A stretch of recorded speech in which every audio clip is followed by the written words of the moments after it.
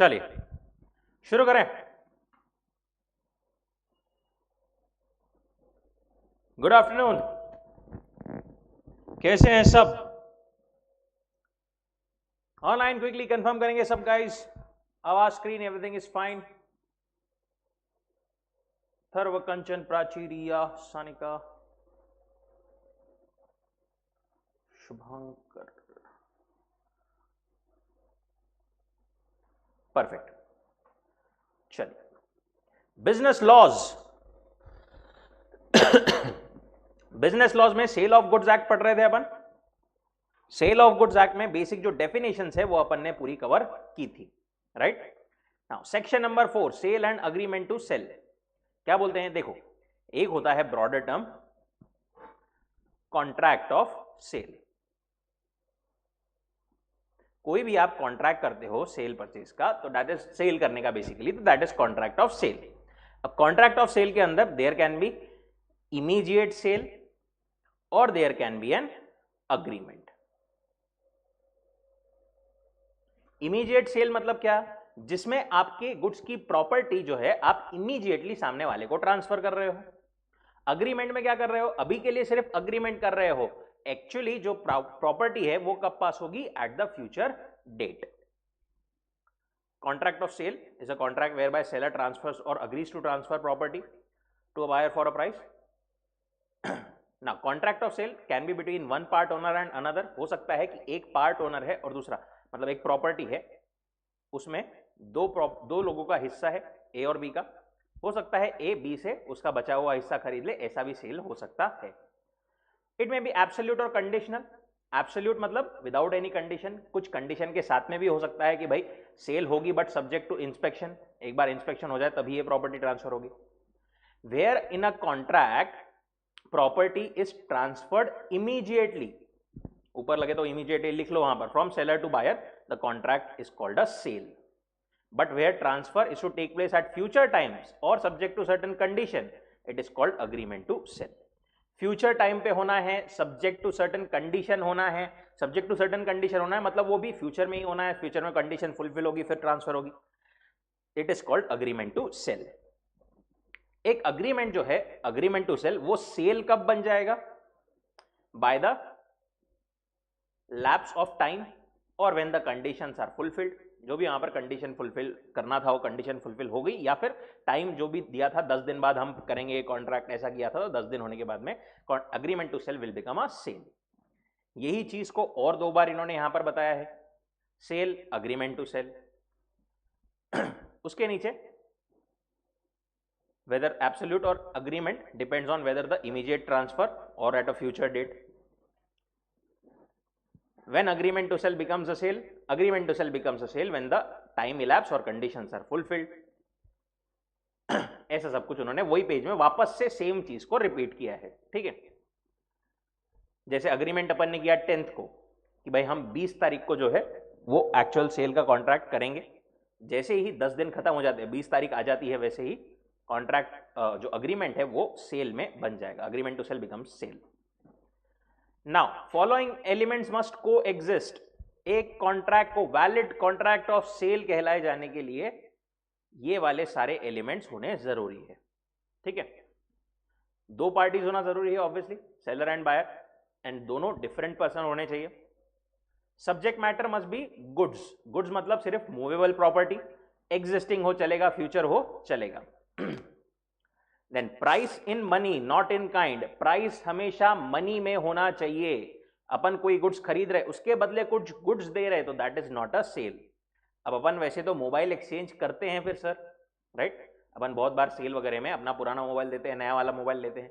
वहां पर पूरा का पूरा अपन मोबाइल के थ्रू एक्सचेंज करते हैं क्या? अपन पुराना मोबाइल देते हैं प्लस थोड़े से पैसे भी देते हैं, राइट? और उससे नया मोबाइल लेते हैं। तो क्या बोल रहे हैं? Nothing prevents consideration from partly being in money. Partly money में रहा, पार्टली काइंड में चलेगा, बट पूरा की पूरा इन काइंड रहा तो नहीं चलेगा। Transfer of property in the goods must take place. Property मतलब general property, that is ownership, should transfer, तभी वो सेल होगा।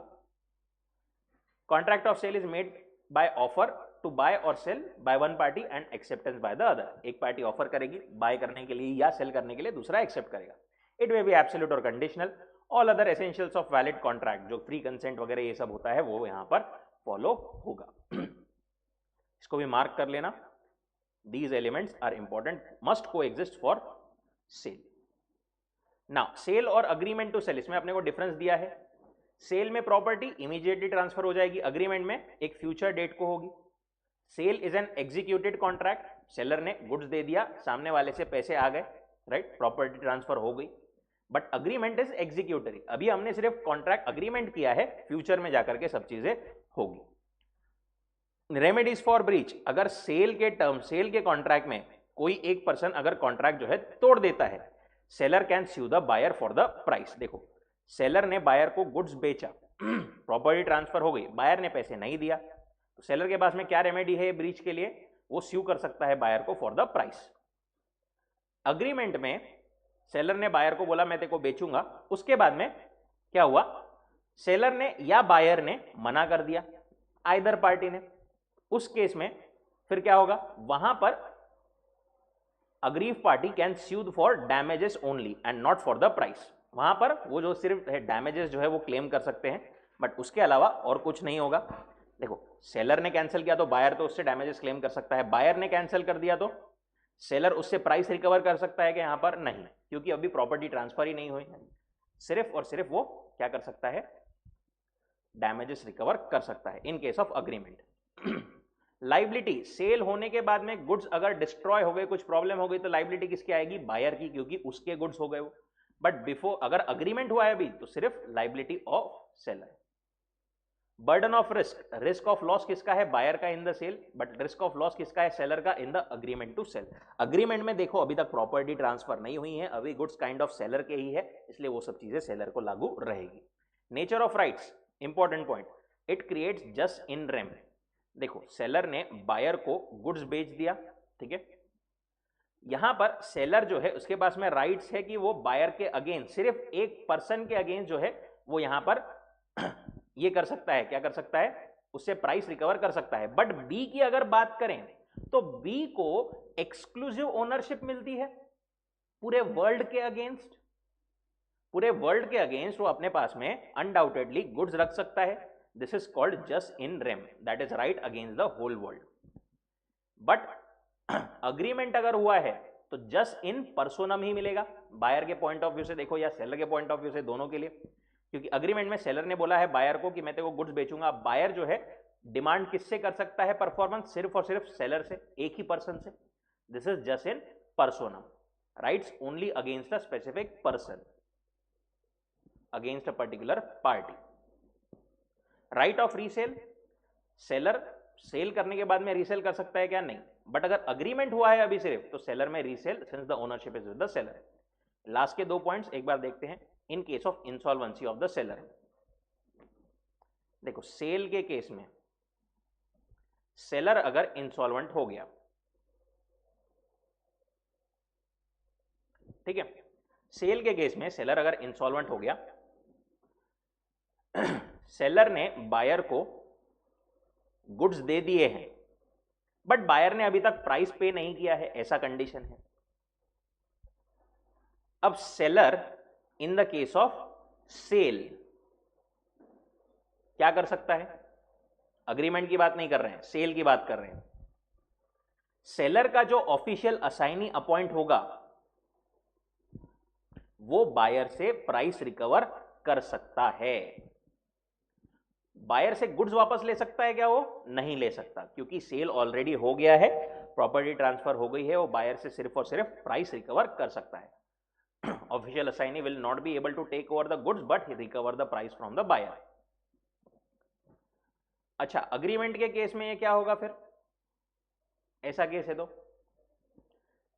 सेलर जो है, सेलर इंसॉल्वेंट हो गया, उसका ऑफिशियल असाइनी जो है वो अब बायर से प्राइस रिकवर कर पाएगा क्या? नहीं कर पाएगा। क्यों? क्योंकि अभी तक सेल हुआ ही नहीं है, राइट? वो गुड्स को अपने पास में ही रख लेगा, सेलर के जो गुड्स है उसको सेलर के ऑफिशियल असाइनी उसके पास में ही रख लेगा, क्योंकि अभी तक सेल एग्जैक्टली हुआ ही नहीं है। Official assignee will acquire control over the goods but the price will not B recoverable. अच्छा, समझो अग्रीमेंट हुआ था, यहां पर सेलर और बायर के बीच में अग्रीमेंट हुआ था, अभी प्रॉपर्टी ट्रांसफर नहीं हुई थी बट गुड्स बी को डिलीवर हो गए थे एक बार देखने करने के लिए। उसके बाद में सेलर इंसॉल्वेंट हो गया, तो क्या ऑफिशियल असाइनी बी से वो गुड्स रिकवर कर सकता है? क्या क्या लगता है, यस और नो?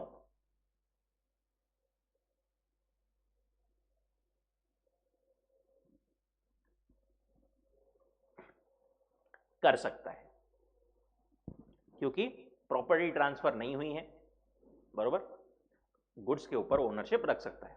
दूसरा केस, अगर बायर इंसॉल्वेंट हो जाए तो, बायर इंसॉल्वेंट,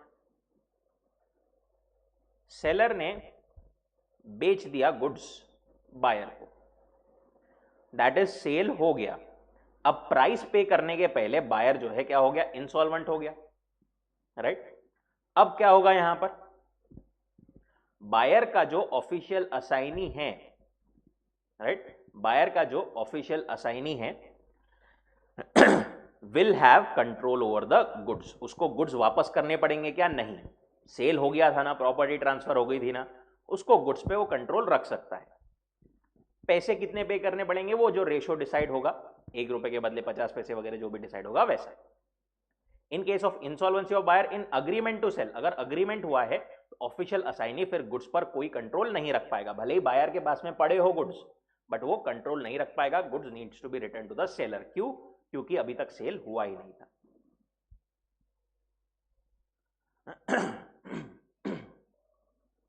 यहां तक क्लियर है क्या ये सब points?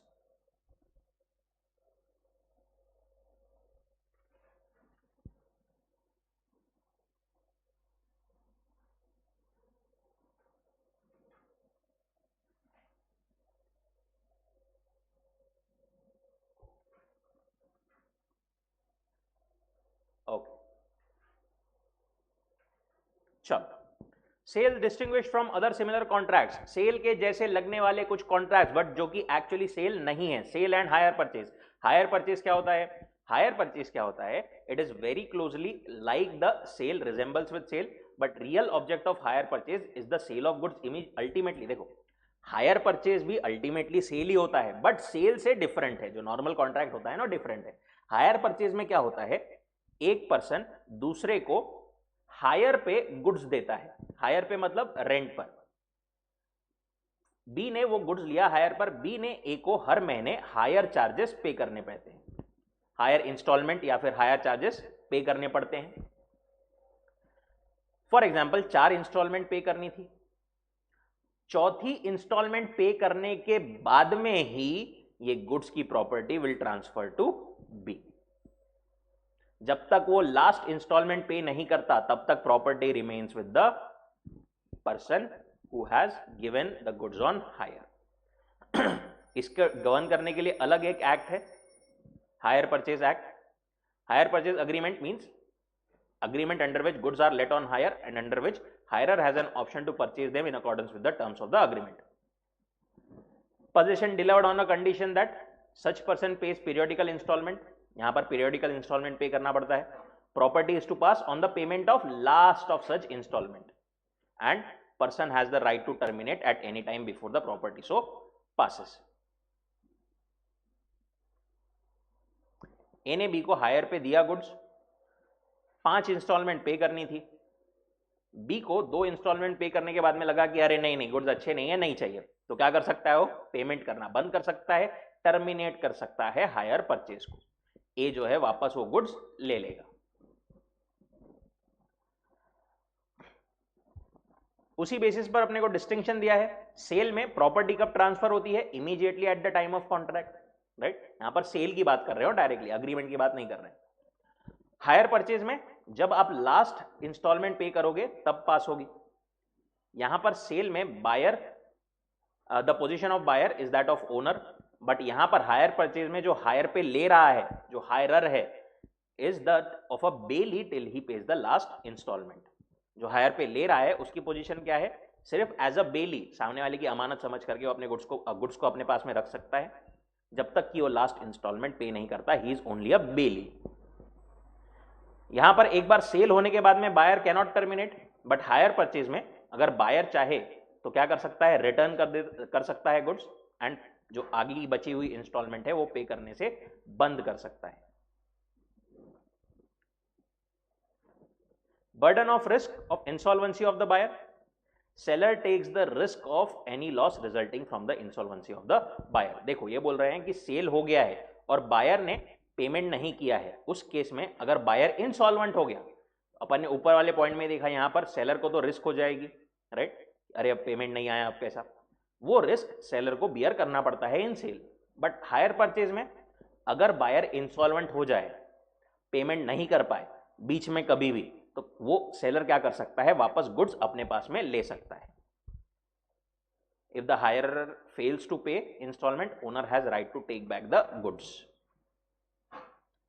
Buyer can pass a good title to the purchaser, यहां पर सेल में बायर के पास में टाइटल आ गया है वैलिड, तो और किसी को बेच सकता है, बिल्कुल बेच सकता है। बट जो हायरर है उसके पास में अभी तक टाइटल आया है क्या before payment of last instalment, नहीं, तो वो जब तक लास्ट इंस्टॉलमेंट पेमेंट नहीं होती वो ट्रांसफर नहीं कर सकता किसी और को goods. Resale, buyer can resale, यहां पर hirer can not resale obviously until last instalment.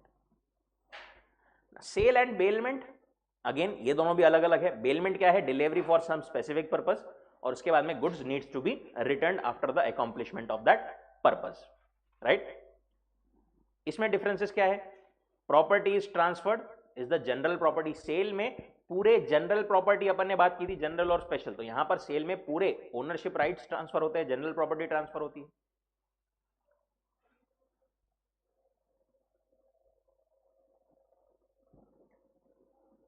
कौन से वाले पॉइंट में बोल रहे हो आप प्रिया?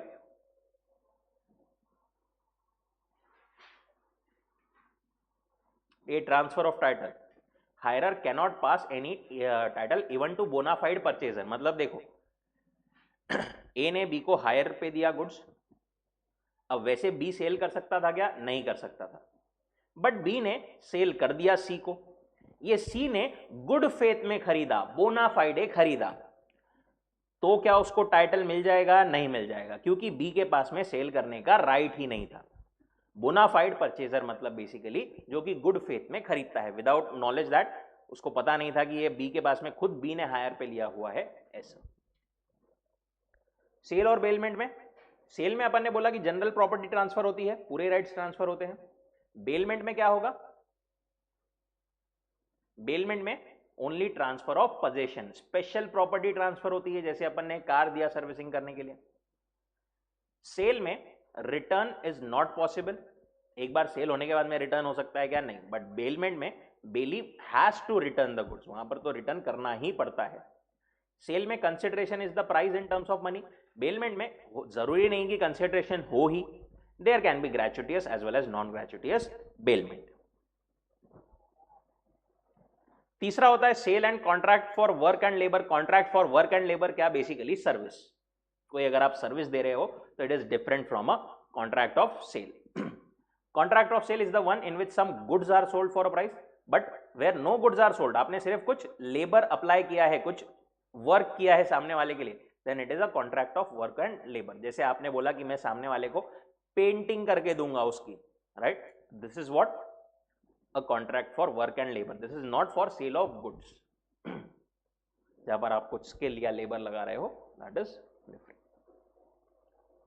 नाउ कॉन्ट्रैक्ट ऑफ सेल बन कैसे कैसे सकता है, contract of sale how made, it may be made in any of the following modes, कौन से मोड्स में, by an offer to buy और sale goods for a price and acceptance of such offer, आपने क्या किया, by an offer to buy और sale the goods for a price and acceptance there of such offer, जैसा normally contract होता है ना, offer दे करके एक्सेप्ट करके, वैसा एक नॉर्मल हो सकता है बिल्कुल। अब ऐसे कॉन्ट्रैक्ट में देयर में भी इमीडिएट डिलीवरी, पेमेंट बाद में हो सकती है, डिलीवरी इमीडिएट होगी ए से बी को, बट पेमेंट बी से ए को बाद में होगा। हो सकता है पेमेंट इमीडिएट हो but delivery is to be made at some future date, payment अभी करना है, डिलीवरी फ्यूचर में आएगी। हो सकता है immediate delivery as well as immediate payment हो, दोनों भी इमीडिएट चीजें हो सकता है डिलीवरी और पेमेंट या both is in instalment, parties ने अगर अग्री किया है तो सब चीजें इंस्टॉलमेंट में हो सकती है। डिलीवरी और payment of both may be at future date, या फिर डिलीवरी और बोथ, डिलीवरी या पेमेंट या दोनों भी फ्यूचर डेट को भी हो सकते हैं। ठीक है। कॉन्ट्रैक्ट ऑफ सेल में दो लेग्स होते हैं। ए ने बी को सेल करना है तो ए ने बी को गुड्स देना है, बी ने ए को पैसे देना है, बस उसका अलग अलग टाइमिंग जो है उस हिसाब से उन्होंने वो दिए हैं अपने को 6 पॉइंट्स। कॉन्ट्रैक्ट ऑफ सेल कैसे कैसे हो सकता है, ऐसे ऐसे हो सकता है।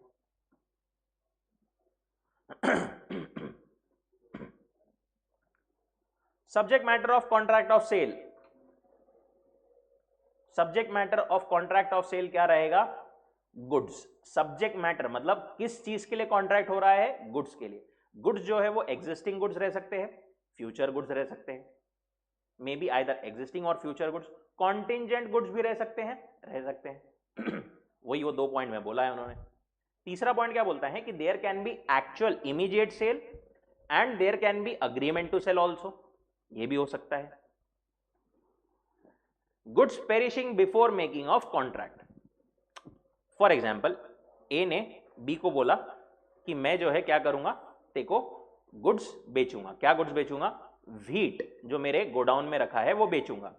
जब ये कॉन्ट्रैक्ट कर रहे हैं ना, तब उनको पता ही नहीं है दोनों पार्टीज को कि जो व्हीट है ना गोडाउन का, वो तो एक्चुअली 2 दिन पहले ही डिस्ट्रॉय हो गया है because of flood, right. Goods perishing before making the contract, ऐसे केस में कॉन्ट्रैक्ट क्या हो जाएगा? Void. If the goods without the knowledge of the seller have at any time the contract was made perished or become so damaged that they no longer answer to their description. दूसरा case, आपने contract कर लिया, right, agreement कर लिया for example, उसके बाद में goods destroy हो गए।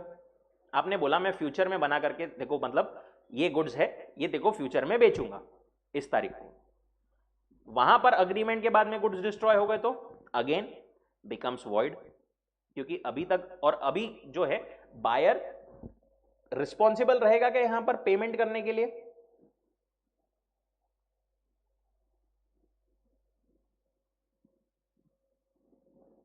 बायर पेमेंट करने के लिए रिस्पॉन्सिबल रहेगा क्या?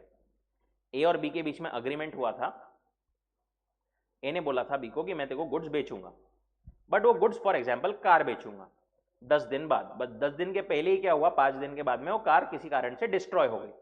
तो क्या बी यहां पर पेमेंट करने के लिए लायबल है? बिल्कुल भी नहीं है।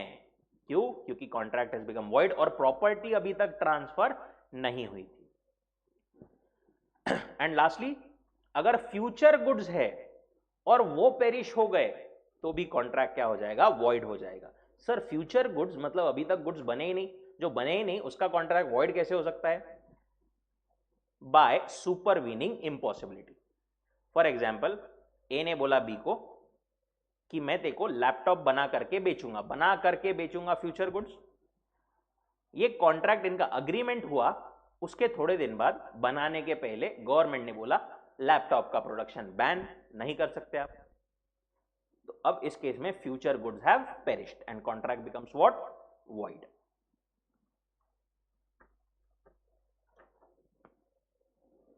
असरटेनमेंट ऑफ प्राइस इंपॉर्टेंट चीज है ये, सेक्शन 9 एंड 10, इस पे बहुत बार क्वेश्चंस आते हैं।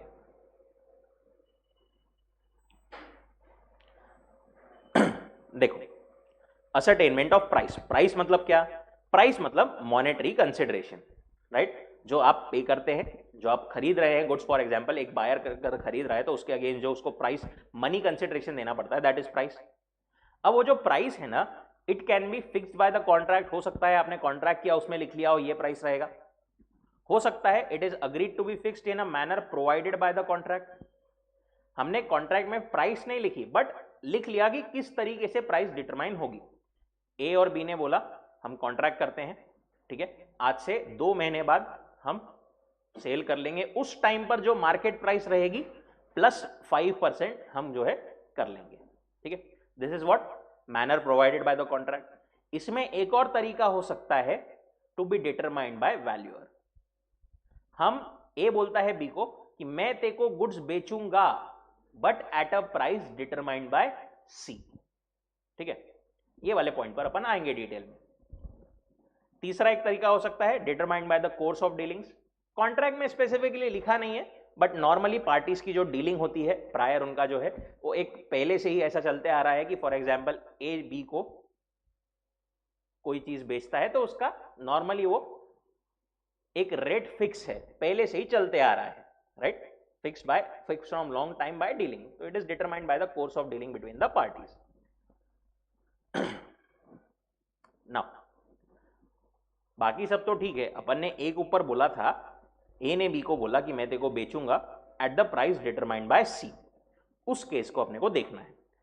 वो बात करता है section 10, agreement to sale at valuation, determination of the price by the third party.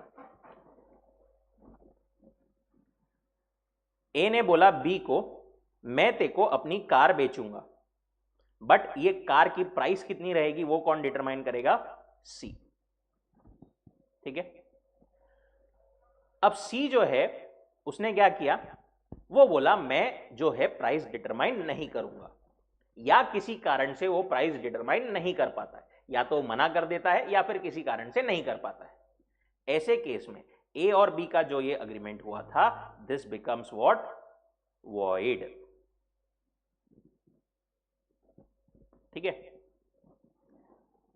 दूसरा केस ए और बी, ए ने बोला था मैं कार बेचूंगा at price determined by C.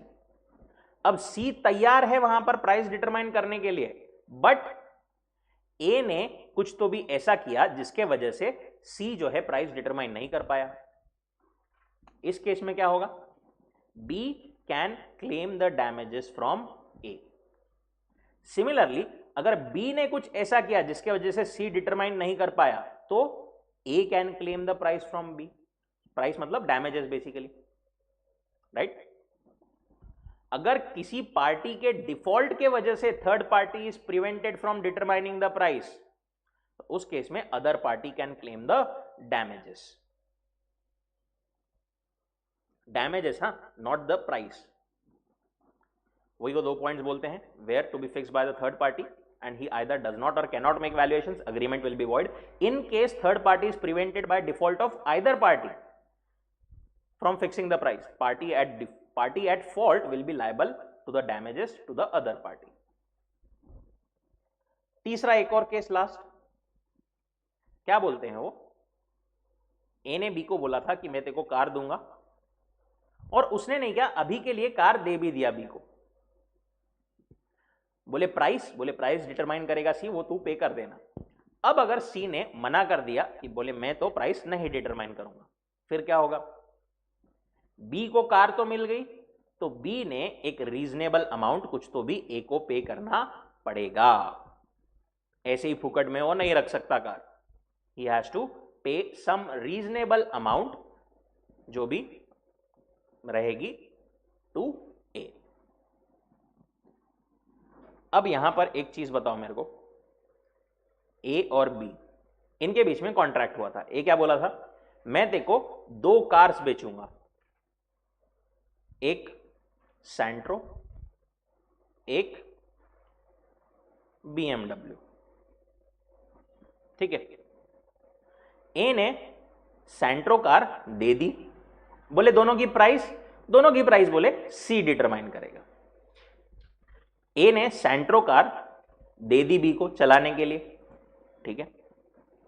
BMW अभी तक दी नहीं थी, बीएमडब्ल्यू इसके पास में थी। अब क्या हुआ, सी भाई साहब ने मना कर दिया, बोले मैं प्राइस डिटरमाइन नहीं करूंगा। अब इस केस में बी बोला बीएमडब्ल्यू दे दे मेरे को, ए बोला बीएमडब्ल्यू काय की दे दे, बोले तू वापस मेरे को तेरी सैंट्रो दे दे जो मैंने दिया था। इस केस में क्या होगा with respect to Santro and BMW, बताएंगे मेरे को चैट में क्विकली।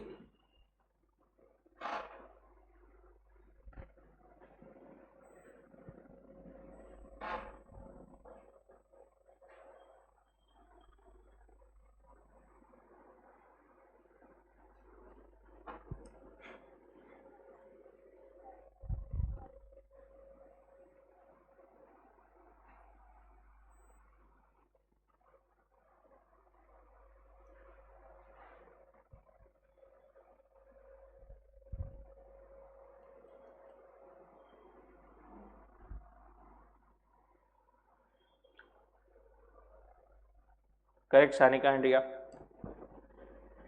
ये BMW जो है वो तो अभी के पास में ही है, उसके रिलेटेड जो कॉन्ट्रैक्ट है वो तो क्या हो गया, सिंपली वॉइड हो गया, उसका तो कोई दिक्कत ही नहीं। सैंट्रो का क्या होगा, सैंट्रो बी के पास में पहुंच गई ना, तो अब बी ने उसका रीजनेबल प्राइस पे करना पड़ेगा ए को। सैंट्रो रिटर्न करना पड़ेगा क्या, नहीं, सैंट्रो की जो रीजनेबल एक प्राइस है वो पे करना पड़ेगा। However, buyer who has received and appropriated the goods must pay a reasonable price.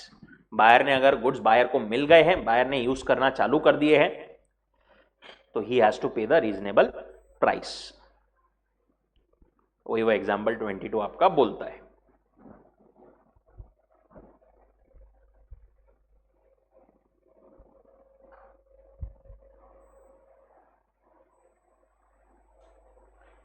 Here we complete unit number 1.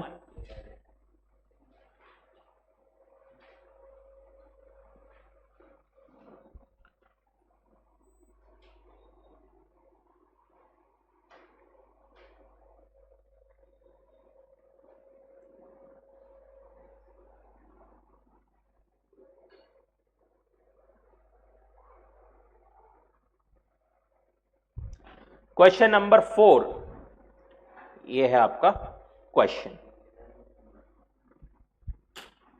For 4 marks.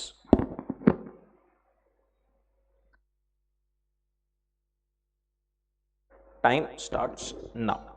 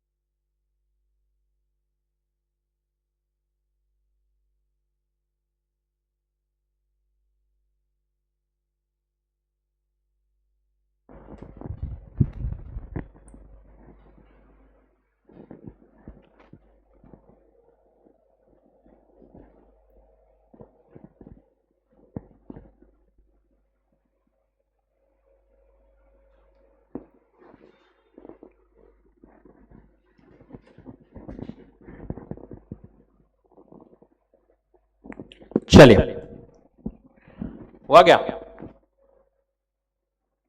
Okay, let's stop.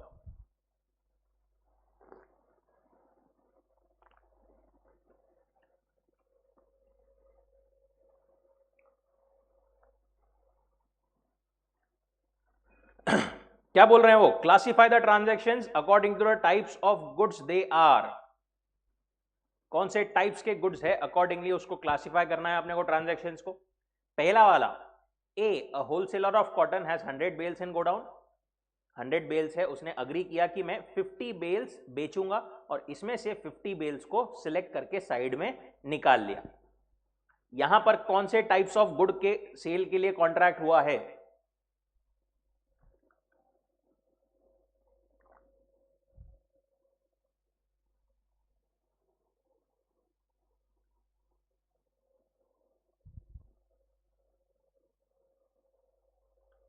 Correct Sanika, रिया, प्राची, बाकी लोग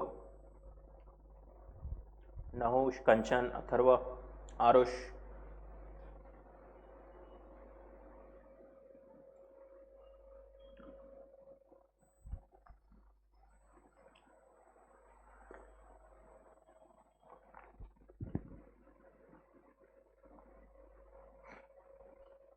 असर्टेन गुड्स, असर्टेन गुड्स के लिए कॉन्ट्रैक्ट हुआ है. देखो 100 बेल्स बेचने के लिए हुआ था.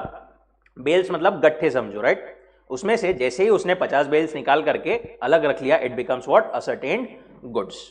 पहले वाले का answer, a wholesaler of a cotton 100 bales, so the goods are existing goods. Existing तो है, ठीक है. He agrees to sell 50 bales and these were selected and set aside. On selection, goods becomes ascertained. In this case, contract is for sale of ascertained goods as the cotton bills are identified and agreed after formation of the contract. Contract बनने के बाद में उन्होंने ascertain करके रख लिया है, अलग निकाल करके रख लिया है. दूसरा, A agrees to sell B 1 packet of sugar out of the lot of 100 packets lying in his shop. इस पॉइंट पर कौन से टाइप के गुड्स है वो?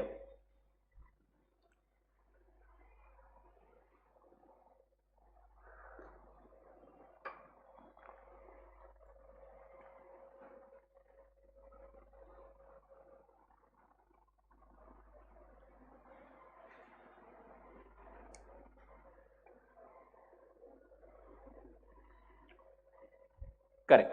These are what? Unascertained. Right? क्योंकि अभी 100 पैकेट्स में से कौन सा पैकेट निकलेगा ये सर्टेन नहीं है. That is unascertained. And lastly, T agrees to sell to S all the apples which will be produced in his garden in this year. ये कौन सा हो गया कॉन्ट्रैक्ट?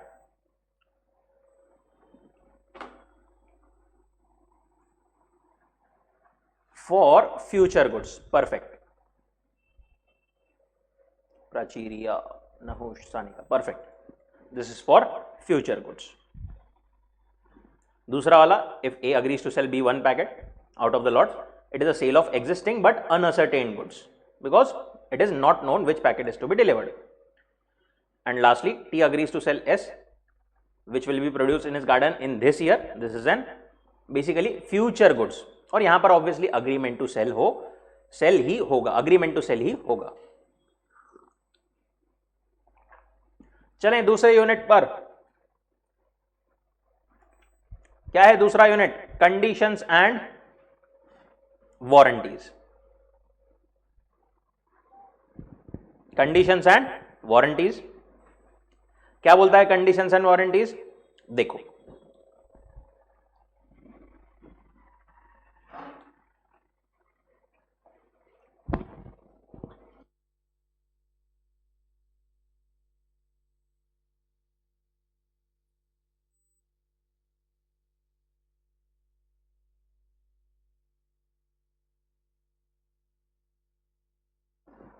ओके. तो अपन ने यहां पर बोला क्या? Conditions and warranties.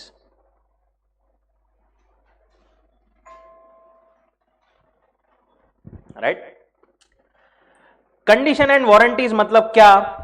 देखो, कोई भी कॉन्ट्रैक्ट ऑफ सेल होता है अगर, तो उसमें क्या होता है? एक सेलर बायर को बहुत सारे स्टेटमेंट देता है, राइट? गुड्स के बारे में, अपने जो गुड्स वो बेच रहा है उसके बारे में बहुत सारे स्टेटमेंट्स देता है, रिप्रेजेंटेशन देता है, राइट। अब कुछ कुछ नहीं किया इसमें से, ऐसे ही फालतू की बातें, एग्जैजरेशन रहता। जैसे सेलर बायर को बोला ये वाले गुड्स ले जाओ, ये दुनिया में एक ही पीस है, आपके लिए ही बना है, ये परफ्यूम लगा लो लोग गिरेंगे तुम्हारे ऊपर, राइट। ऐसे सारा जो कॉन्ट्रैक्ट है, सॉरी कॉन्ट्रैक्ट बोल रहा हूं, ऐसे सारे जो स्टेटमेंट है, these are basically mere representation.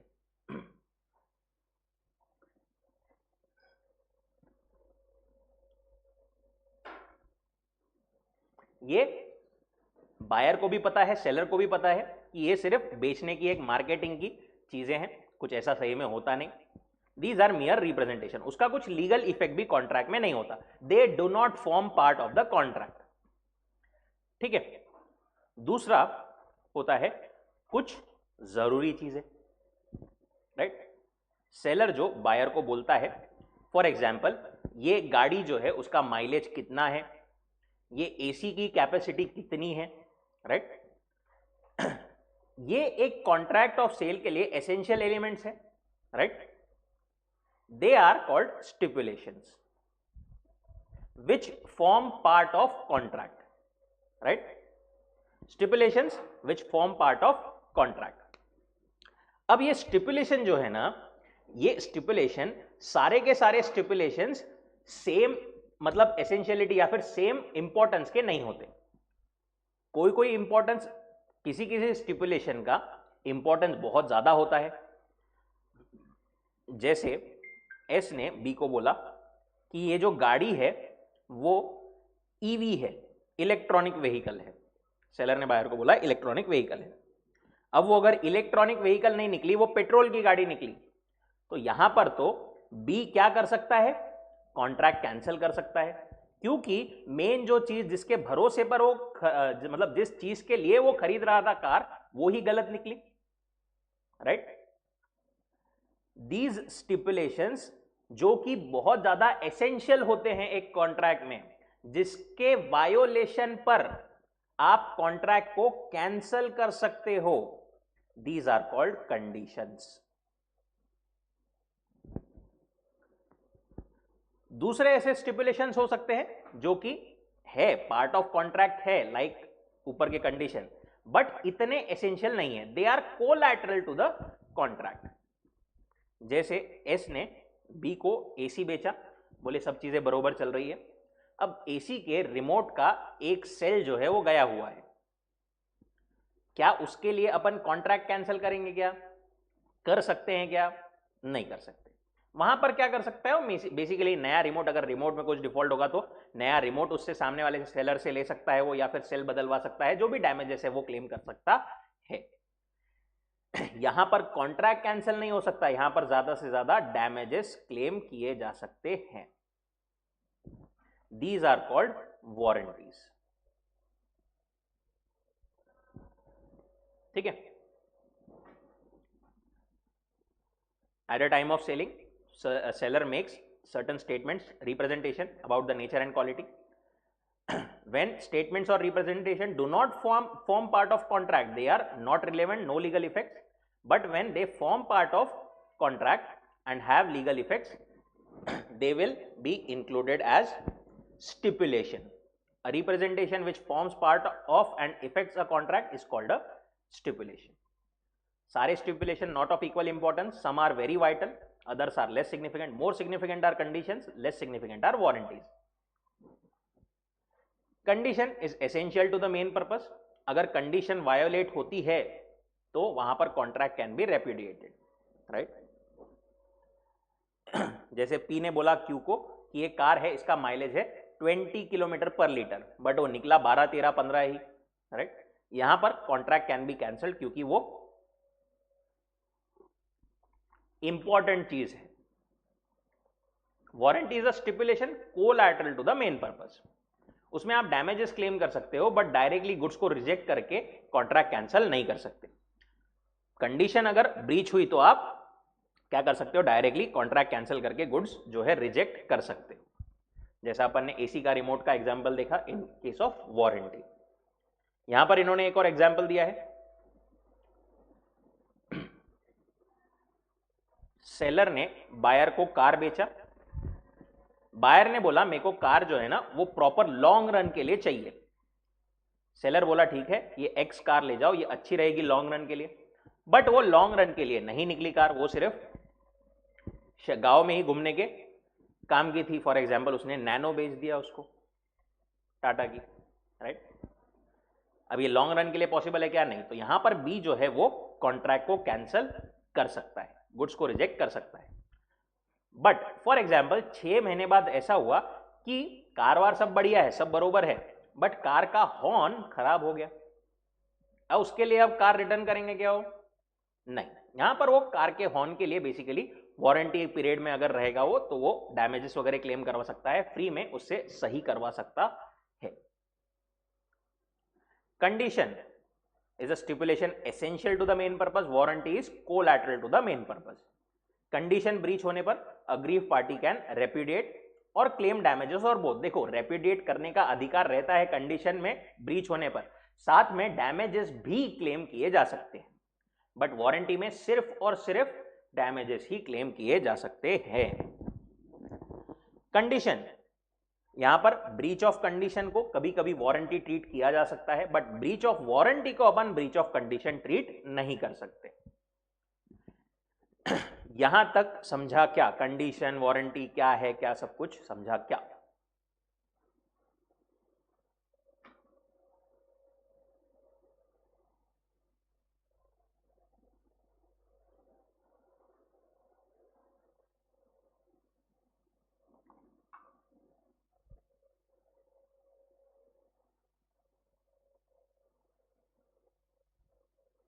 Okay now ये वाला जो चीज है ना section 11 stipulation as to time, ये इन्होंने एक्चुअली बाद में देना चाहिए था after explaining the stipulation condition warranty, but उन्होंने पहले दे दिया। तो इसको पढ़ते टाइम पर पहले नीचे का पढ़ना फिर ये पढ़ना। क्या बोलते हैं वो? देखो कॉन्ट्रैक्ट में सेलर ने बायर को बोला कि मैं तेरे को 2 दिन के बाद में डिलीवर करूंगा, 2 डेज में डिलीवरी करूंगा, ये भी एक स्टिपुलेशन है, बरोबर। बायर ने बोला मैं तेरे को 2 दिन में पेमेंट करूंगा, ये भी एक स्टिपुलेशन है। अब ये दोनों स्टिपुलेशन जो है वो आपको क्या लगता है, ये कंडीशन होना चाहिए या वारंटी होना चाहिए? क्या ये बहुत ज्यादा इंपॉर्टेंट है to be called as condition, क्या ये कम इंपॉर्टेंट है to be called as warranty? Law क्या बोलता है? जो डिलीवरी का टाइम है ना, आपने बोला है इतने दिन में डिलीवरी कर दूंगा, this is by default considered condition. ये इसको एसेंशियल मान करके कंडीशन ट्रीट किया जाता है, और time of payment this is considered warranty. ठीक है, आप ऑब्वियसली कॉन्ट्रैक्ट में अलग लिख सकते हो, but unless a different intention appears, time for payment of price is not deemed as to be of essence, but delivery must be made without delay. That is, time for payment is treated as warranty, time for delivery is condition. अगर time of payment, payment में delivery sorry payment में अगर late हो गया तो उस basis पर contract cancel नहीं किया जा सकता, बट डिलीवरी में लेट हो गया तो उस बेसिस पर कॉन्ट्रैक्ट कैन बी कैंसल्ड।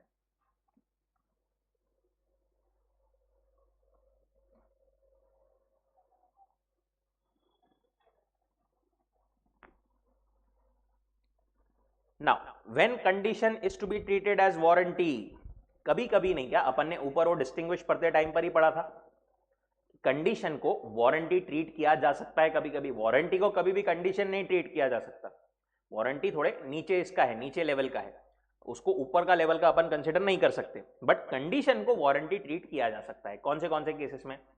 देखो, first cases where breach of condition treated as warranty. अब देखो हुआ है ब्रीच ऑफ कंडीशन, ठीक है, ब्रीच ऑफ कंडीशन ही हुआ है, मतलब बायर के पास में क्या है, राइट है to reject the goods, to cancel the contract, but buyer क्या करता है यहां पर, उसको वारंटी बोल करके ट्रीट करता है, सिर्फ बायर ही नहीं, लॉ भी कभी कभी बोलता है आपको वारंटी ट्रीट करना पड़ेगा, अपन देखेंगे चारों केसेस। वहां पर जो है buyer now can not reject the goods, उसको सिर्फ डैमेजेस ही वो क्लेम कर सकता है। जैसे फॉर एग्जाम्पल पहला वाला, buyer all together waives the performance for his own benefit, voluntary waiver.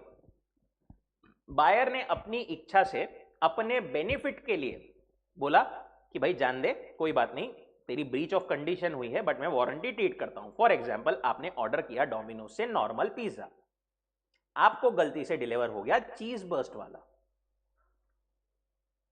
क्या करोगे? नॉर्मली वापस कर दोगे क्या चीज बर्स्ट वाला, कि रख लोगे? मन मार के रख लेंगे सर, है ना, जाने दो। अपने बेनिफिट के लिए आप यहां पर कॉन्ट्रैक्ट को कैंसिल कर सकते थे, बरोबर, बट आपने क्या बोला कि अपने बेनिफिट के लिए इसको मैं एक्सेप्ट कर लेता हूं। This is voluntary waiver of condition. दूसरा, where the buyer elects to treat breach of condition as warranty, he may claim only damages instead of repudiating। कभी कभी खुद के बेनिफिट के लिए नहीं, कुछ तो भी मतलब हुआ है जिसमें बायर अगेन खुद से ही बोलता है कि भाई जान दे, मैं कंडीशन को मतलब एज अ वारंटी ट्रीट करता हूं। फॉर एग्जाम्पल आपने ऑर्डर किया mobile with a space of 128 GB, आपको गलती से डिलीवर हो गया 64 GB वाला। अब यहां पर बायर रिजेक्ट कर सकता है गुड्स, बिल्कुल कर सकता है, बट बायर क्या बोलता है, जान दे यार, वापस से रिजेक्ट करूंगा, वापस से नया मोबाइल आएगा, टाइम लगेगा, मेरा काम अभी का 64 GB में भी हो जाएगा, कोई बात नहीं, मैं 64 GB वाला एक्सेप्ट कर लेता हूं, जो भी प्राइस डिफरेंशियल है वो उसको एज अ डैमेजेस क्लेम कर लेता हूं। यहां पर उसने क्या किया, कंडीशन को वारंटी बोल करके ट्रीट कर लिया। Buyer has not waived the condition but decided to treat it as warranty.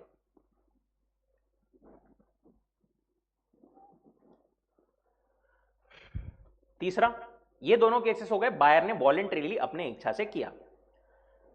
Then where contract is non severable, buyer has accepted either the whole goods और एनी पार्ट देयर ऑफ। जैसे for example इन्होंने दिया है basmati rice mixed with lower quality rice, ठीक है, या फिर ए ने बी को आटा दिया था छानने के लिए अच्छे क्वालिटी का, बी ने उसको लोअर क्वालिटी के वाले के साथ में मिक्स कर दिया। अब ए यहां पर क्या कर सकता है, रिजेक्ट कर सकता है, बट अब फ्लोर को अलग अलग, उसको चाहिए अपना फ्लोर, उसको आटा तो चाहिए, बट अब अलग अलग किया जा सकता है क्या? नहीं। अब इन्हें बोला ठीक है यार, अलग अलग नहीं किया जा सकता, जो है वो मैं एक्सेप्ट कर लेता हूं। यहां पर उसने क्या किया, एक्सेप्ट किया, इसका मतलब उसने कंडीशन को एज अ वारंटी ट्रीट किया। And lastly, fulfilment of condition warranty excused by law. Law ही बोलता है कि भाई ये कंडीशन को आपको वारंटी ट्रीट करना पड़ेगा। जैसे ए ने बी को बोला था कि मैं तेरे को बाइक बना करके दूंगा, ठीक है, बी ने बोला था ठीक है, बट उसमें एक काम करना कि 2 साइलेंसर होने चाहिए दोनों साइड से, धूम के जैसे, ठीक है। ए बोला ठीक है, राइट। अब क्या हुआ, गवर्नमेंट ने बैन कर दिया, बोले आप 2 साइलेंसर नहीं लगा सकते बाइक में। अब यहां पर बी ये वायोलेशन को एज अ कंडीशन रख सकता है क्या? नहीं, क्योंकि लॉ ने ही मना कर दिया ना यार, राइट। तो अब उसको एक साइलेंसर के साथ में एक्सेप्ट करना पड़ेगा।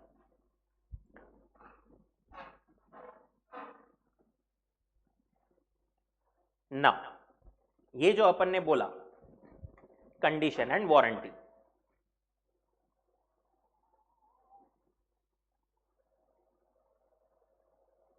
they both can be expressed or implied। Express मतलब जो आपने स्पेसिफिकली एक्सप्रेसिवली कॉन्ट्रैक्ट में लिखा है भाई ये कंडीशन रहेगी, या फिर एक्सप्रेसली लिखा है कि ये चीजें वारंटी रहेगी, ये चीजें कंडीशन रहेगी, अगर ये ब्रीच हुआ तो कॉन्ट्रैक्ट कैंसिल, ये ब्रीच हुआ तो सिर्फ डैमेजेस, एक्सप्रेसली आप लिख सकते हो। बट कुछ चीजें नहीं, क्या लॉ बाय डिफॉल्ट अज्यूम करता है कि ये चीज एज अ कंडीशन समझी जाएगी या ये चीज एज अ वारंटी समझी जाएगी। वो चीजें हमको देखना है जो लॉ प्रिज्यूम करता है एज अ कंडीशन पहले, एंड बाकी दूसरी चीजें जो as a warranty law presume करता है। कौन सी चीजें हैं, क्या क्या बोलते हैं वो देखते हैं। Condition warranty may be express or implied. Express when terms expressly state them. Implied when not expressly provided but law by default incorporates it in the contract. एक और चीज वो यहां पर क्या बोलते हैं, ये जो implied वाली जो law by default assume करता है कंडीशन या वारंटी, उसको आप एक्सप्रेस अग्रीमेंट करके निकाल सकते हो, निगेट कर सकते हो, ठीक है। बाय डिफॉल्ट तो लॉ अज्यूम करता है, बट आप एक्सप्रेसली उसको लिख सकते हो कि भाई ये चीज हमारे कॉन्ट्रैक्ट में एप्लीकेबल नहीं रहेगी, ठीक है। अब आते हैं अपन एक्सप्रेसली, तो अपने हिसाब से कोई भी कुछ भी लिख सकता है। पहले अब आते हैं अपन इंप्लाइड पे।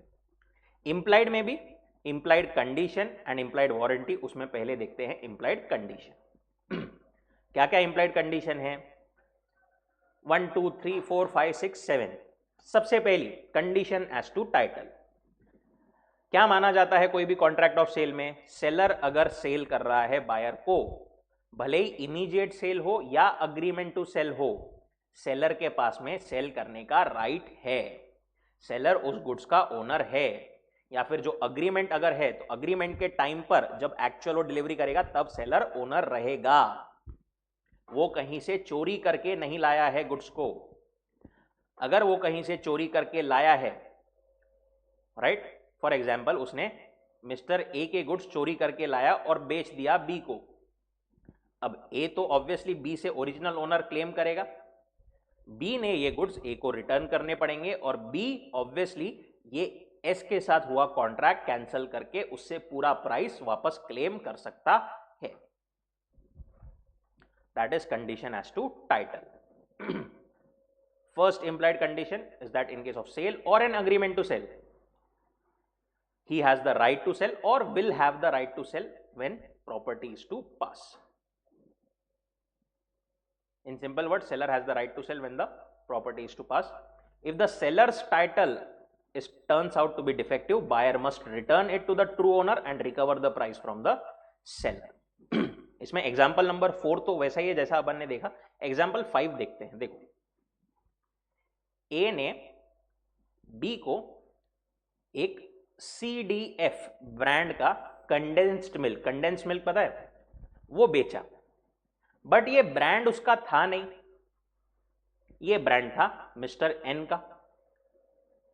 क्या ए ये CDF कंडेंस्ड मिल्क ऐसा ब्रांड लगा करके बेच सकता है क्या? देखो, फॉर एग्जाम्पल चितड़े की बाकरवड़ी, अपन कोई भी फॉर एग्जाम्पल ए बी, ए बाकरवड़ी बेच सकता है बी को, बट चितड़े लिख करके ऐसा वो ब्रांड लगा करके बेच सकता है क्या? नहीं, क्योंकि चितड़े का ब्रांड का ओनर तो कोई और है, राइट। अगर वो ऐसा ब्रांड लगा करके बेचे तो बी के पास में क्या अधिकार है, क्या राइट है कि वो ये कॉन्ट्रैक्ट को कैंसिल कर सकता है, क्योंकि ए जो है वो चितड़े ये ब्रांड का ओनर नहीं है। वैसा ही वो CDF का एग्जाम्पल है। बी के पास में एक और ऑप्शन है, यहां पर वो चाहे तो पूरा कॉन्ट्रैक्ट कैंसिल कर सकता है, या फिर ए को बोल सकता है कि भाई ये देख ब्रांड तेरा नहीं है ना, ब्रांड को निकाल दे, उसके हिसाब से फिर प्राइस रिड्यूस कर ले, जो भी प्राइस रहेगी तेरे सिर्फ बाकरवड़ी की वो मैं पे करने के लिए तैयार हूं।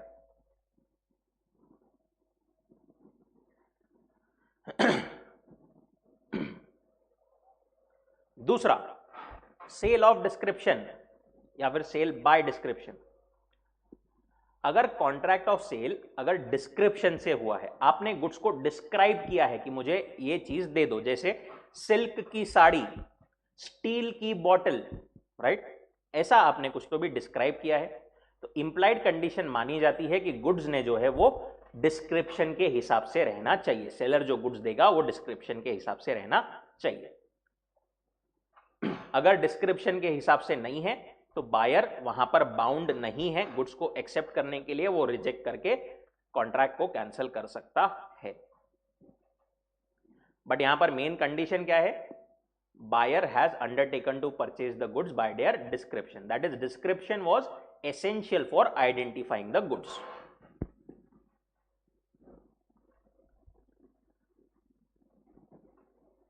अब देखो यहां पर एक और चीज है, वो क्या बोलते हैं, आपने डिस्क्राइब किया था उसके हिसाब से गुड्स रहने चाहिए। यहां पर बायर ने डिलीवरी लेते टाइम पर इंस्पेक्ट किया था नहीं किया था, डजंट मैटर, सेलर ने डिस्क्रिप्शन के हिसाब से नहीं दिया ना, खत्म, कॉन्ट्रैक्ट कैन बी कैंसल्ड।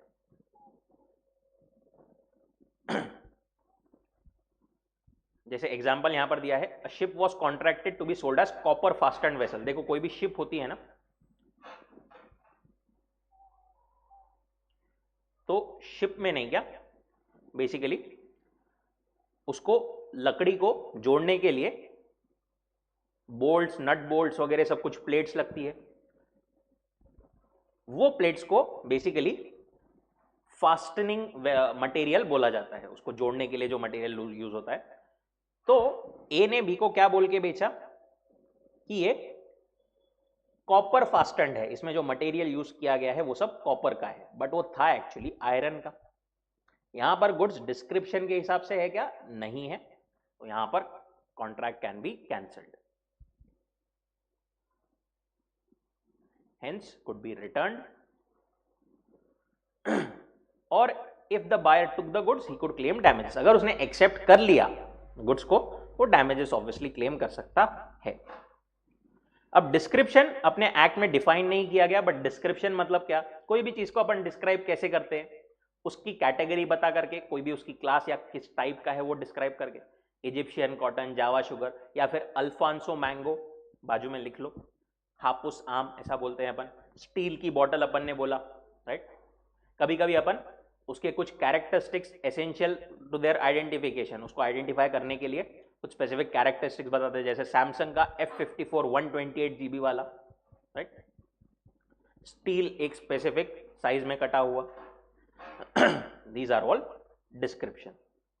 अब ये क्या बोल रहे हैं, एक और चीज, कभी कभी नहीं, क्या जो डिस्क्रिप्शन है वो it can be by reference to a place और मोड ऑफ पैकेजिंग।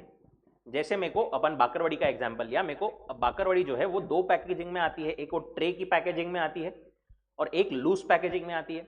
अपन ने बोला मेरे को लूज पैकेजिंग वाला बाकरवड़ी का पैकेट दो, सामने वाले ने ट्रे वाला दे दिया, यहां पर कॉन्ट्रैक्ट कैंसिल किया जा सकता है क्या, वो बोलते हैं it would depend on facts of the case, कि जरूरी था क्या वहां पर, मतलब डिस्क्रिप्शन से आपको अगर मतलब आपने बोला था लूज पैकेजिंग और सामने वाले ने ट्रे वाला दे दिया, तो उसके वजह से आप गुड्स यूज ही नहीं कर सकते, ऐसा हो रहा है क्या, अगर ऐसा हो रहा है तो आप कैंसिल कर सकते हो, अदरवाइज इट्स मतलब केस टू केस होगा, डिफर करेगा। Plus with reference to place, कभी कभी ऐसा बोलते हैं अपन, जैसे कोल्हापुरी चप्पल, राइट, तो वहां पर कोल्हापुरी चप्पल मतलब अपन ऐसा बोलते हैं कि कोल्हापुर की चप्पल चाहिए, वी मीन कि कोल्हापुरी स्टाइल की चप्पल, ऐसा उसकी आइडेंटिटी वगैरह डिस्क्रिप्शन किस सेंस में बोल रहे हैं, किस चीज में बोल रहे हैं, वो थोड़ा केस टू केस डिपेंड करेगा। दूसरा, सेल बाय सैंपल। क्या बोलते हैं, अगर सेल जो है वो सैंपल से हुआ है तो वहां पर क्या बोलते हैं, जो एक्चुअल गुड्स है ना, it should correspond with the sample and buyer have a reasonable opportunity of comparing the bulk. जैसे अपन आइसक्रीम खरीदते हैं बड़े बड़े शॉप्स में, पहले टेस्ट करते हैं, एक स्पून बोलते हैं भैया को, भैया टेस्ट कराओ, जो टेस्ट कराया उसने कराया चॉकलेट, बोले आपने दे दो ये वाली आइसक्रीम दे दो बढ़िया है, उसने दे दिया स्ट्रॉबेरी, आप एक्सेप्ट करोगे क्या, नहीं, you can reject the goods, because जो मेन गुड बल्क है वो करस्पॉन्ड नहीं कर रहा है सैंपल के साथ। दूसरी चीज, बायर को रीजनेबल अपॉर्चुनिटी मिलनी चाहिए कंपेयर करने के लिए bulk with the sample. For example गेहूं खरीदते टाइम पर आपने सैंपल देखा छोटा सा, आपको पसंद आया, आपने बोला 15 किलो दे दो, बायर ने 2 बैग्स बनाए, एक 10 किलो का, एक 5 किलो का, आपने बोला चेक कराओ, बायर बोला नहीं नहीं, सॉरी सेलर बोला नहीं नहीं चेक नहीं कराते, ठीक है, सेलर ने बोला ये 2 पैकेट्स जो है हम खोल करके चेक नहीं कराते, वहां पर buyer can reject the goods क्योंकि उसको कंपेयर करने का मौका नहीं मिला। अच्छा, सेलर ने ऐसा बोला 10 किलो का आप चेक कर लो, 5 किलो का ना नहीं करने देंगे, वहां पर क्या होगा, वहां पर भी पूरा 15 kilo can be rejected by the buyer, पूरा कंपेयर करने की अपॉर्चुनिटी मिलनी चाहिए बायर को। एंड तीसरी एक और चीज इसमें क्या आती है, goods shall be free from any defect which is applicable only with regards to defect which could not be discovered by ordinary examination. देखो, गुड्स का सेल है बाय सैंपल, आपने सैंपल देखा, आपने खरीद लिया, अब यहां पर वो क्या बोलते हैं, गुड्स में डिफेक्ट जो कि नॉर्मल सैंपल देख के एग्जामाइन नॉर्मली एक बार देखने से ध्यान में आते हैं, वो गुड्स में वो डिफॉल्ट वो फॉल्ट देखने के लिए बायर लायबल रहेगा, उसके लिए सेलर लायबल नहीं रहेगा। जो ऑर्डिनरी एग्जामिनेशन से जो डिफेक्ट ध्यान में आते हैं ना, उसके लिए सेलर लायबल नहीं रहेगा, वो आपकी रिस्पॉन्सिबिलिटी थी, आपने देखने चाहिए। बट अगर कुछ डिफेक्ट्स लेटेंट थे, हिडन थे, तो उस केस में फिर सेलर रिस्पॉन्सिबल रहेगा। फॉर एग्जाम्पल आपने ईयरफोन, आपने एक सैंपल देखा मस्त चल रहा है, आपने बोला 100 बॉक्सेस दे दो ईयरफोन के। अब हर एक ईयरफोन आप क्या खोल करके चेक करोगे क्या? नहीं कर सकते, आपने बेचने के लिए आगे लिया है तो पैकेजिंग तो खोल नहीं सकते। अब मालूम पड़ा कि सारे के सारे जो सेलर ने आपको दिया है उसमें से एक ही ईयरफोन चल रहा है, दूसरा चल ही नहीं रहा, वहां पर you can reject the goods. Example उन्होंने शूज का दिया है, आपने शूज का सैंपल देखा, बोले ठीक है बेच दो हमको 1000 पीसेस। सोल आपने देखा, सोल उसमें बरोबर था, बाद में पता चला कि वो जो सोल है ना, वो उसमें पेपर था, जो आपको सैंपल दिखाया गया था उसमें पेपर नहीं था, उसमें प्रॉपर सोल था, बट बाद में जो एक्चुअल गुड्स आए उसमें पेपर था। अब सोल निकाल करके अपन देख सकते हैं क्या डिलीवरी लेते टाइम पर? नहीं। ऑर्डिनरी एग्जामिनेशन से दिखेगा क्या? नहीं। यहां पर still seller will be responsible. चौथा, sale by sample as well as description. Sample plus description दोनों से अगर सेल है तो, जैसे आपने फॉर एग्जांपल कोई एक कारपेंटर के पास में गए, उसके पास में एक टेबल देखा, आपको बहुत अच्छा लगा, आपने बोला ये सेम टू सेम ऐसी लकड़ी का ऐसे डिजाइन का सेम टू सेम टेबल मेरे को बेच दो, बस इसका डबल साइज। आपने क्या किया, उसको डिस्क्रिप्शन भी दिया डबल साइज, और आपने सैंपल भी सिलेक्ट किया, ये ही सैंपल का ऐसा ही चाहिए, राइट? तो यहां पर sale is by sample as well as description. उस केस में कंडीशन क्या है? Goods shall correspond to both sample as well as description. वैसा ही टेबल होना चाहिए, जैसा आपने डिस्क्राइब किया वैसा ही होना चाहिए। In case correspond with the sample but do not tally with description, और वाइस वर्सा, दोनों में से किसी के भी एक के साथ में अगर वो मैचिंग नहीं है तो आप रिजेक्ट कर सकते हो, रेपुडिएट कर सकते हो। एग्जाम्पल 10, ए ने बी को बोला, ए की ऑयल की दुकान थी, उसने बोला बी को कि मैं तेरे को ऑयल बेचता हूं। उसने डिस्क्राइब किया ऑयल को कि ये रिफाइंड सनफ्लावर ऑयल है। बी ने बोला ठीक है ये रिफाइंड सनफ्लावर ऑयल मेरे को भेज दो। उसने सैंपल देखा और बोला भी बायर ने कि ये रिफाइंड सनफ्लावर ऑयल मेरे को भेज दो। अब वो जो एक्चुअल सैंपल था ना, वो सैंपल में थोड़ा मिक्सिंग था दूसरे ऑयल का। ए ने वही बेच दिया बी को बड़े कंटेनर्स में। अब यहां पर सैंपल से तो मैचिंग था, बट वो डिस्क्रिप्शन से मैचिंग था क्या? रिफाइंड सनफ्लावर ऑयल था क्या? नहीं, it was mixed with other good. यहां पर we can reject the goods. Then condition as to quality और फिटनेस। देखो बेसिक चीज क्या बोलती है, गुड्स मेरे लिए, बायर के पॉइंट ऑफ व्यू से बोल रहे हैं अपन, गुड्स मेरे काम के है या नहीं, मेरे को जो पर्पस है गुड्स का उसके लिए ये गुड्स फिट है या नहीं, ये देखने की रिस्पॉन्सिबिलिटी किसकी है? बायर की है।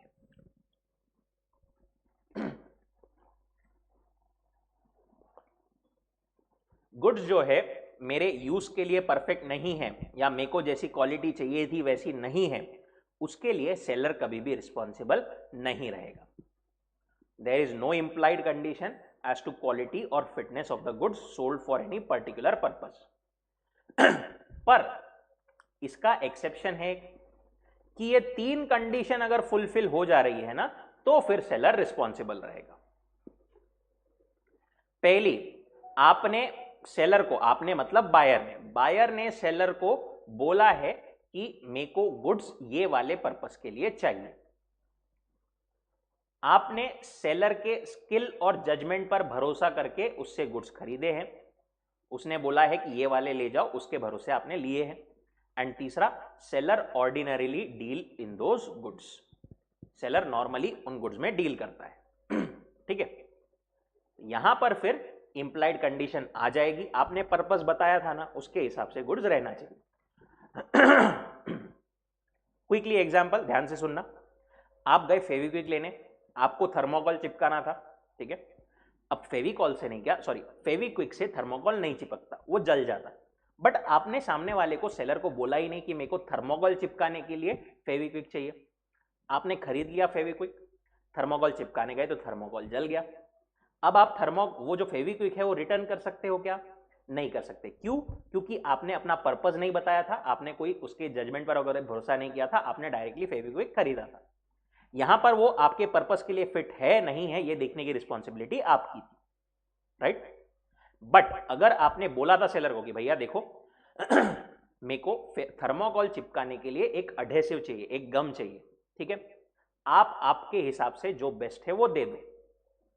सेलर की स्किल पर भरोसा किया, सेलर को पर्पस बताया, और सेलर का नॉर्मली अडेसिव्स में अगर वो डील करता है, उसके बाद में सेलर ने अगर फेविक्विक दे दिया आपको, तो आप फिर रिटर्न कर सकते हो, राइट।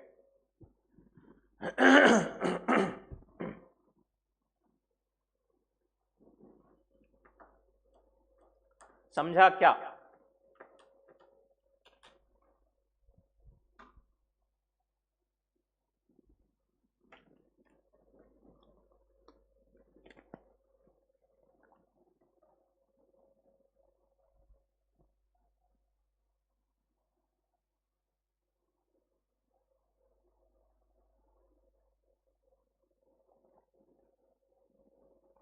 ओके, अब एक और चीज को क्या बोलते हैं कि अगर आपने ट्रेडमार्क या पेटेंट नेम या ब्रांड के भरोसे कोई गुड्स खरीदे, ये ब्रांड का गुड दे दो, तो वहां पर अगेन ये इंप्लाइड कंडीशन अप्लाई नहीं होगी, क्योंकि वहां पर आपने सेलर पे नहीं, आपने वो ब्रांड पे भरोसा किया है। आपने स्किल और जजमेंट ऑफ द सेलर पे नहीं किया है, आपने ब्रांड पर भरोसा किया है। ठीक है। अब कभी कभी नहीं, क्या कोई कोई गुड्स ऐसे होते हैं जिसका purpose may be ascertain from the conduct या फिर nature of the goods sold. जैसे कि कभी कभी कोई कोई गुड्स का सिर्फ एक ही पर्पज रह सकता है, वहां पर आपको पर्पस कम्युनिकेट करने की जरूरत नहीं है। फॉर एग्जाम्पल, ए ने बी से एक दांत बनवाया, दांत मतलब टीथ।